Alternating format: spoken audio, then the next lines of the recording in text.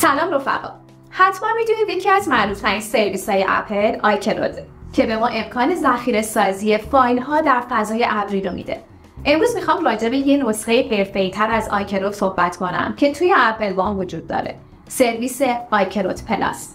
همه میدونیم هر اپل آیدی به طور پیش‌فرض و رایگان 5 گیگ فضای آیکلود داره و برای تهیه حجم‌های بیشتر باید هزینه پرداخت کنیم.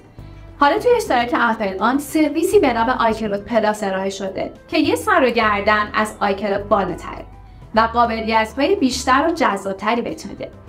مثلا با استفاده از آیکلود پلاس تمام عکس و فیلم‌های گالری، کد پیامک‌ها، مخاطبین، یادداشت‌ها، اطلاعات برنامه‌های سوم شخص مثل بکاپ‌های واتساپ که روی دستگاهتون دارید به صورت همزمان روی سرورهای اپل ذخیره میشن و در صورتی که دستگاهتون گم بشه یا خدای نکرده دزدیده بشه شما باز هم به تمام اطلاعاتتون دسترسی دارید.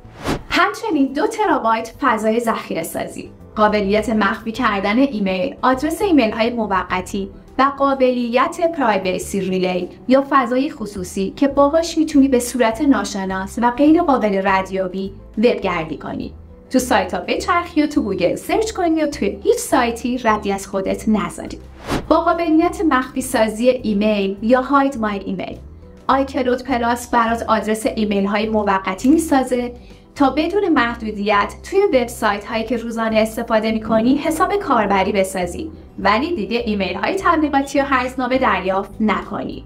با اشتراک اپل وان میتونی تجربه دلنشین استفاده از آیکلود پلاس توی دیوایس های اپل خودت کسب کنی و خیالت از بابت امنیت و اشتراک گذاری اطلاعاتت راحته.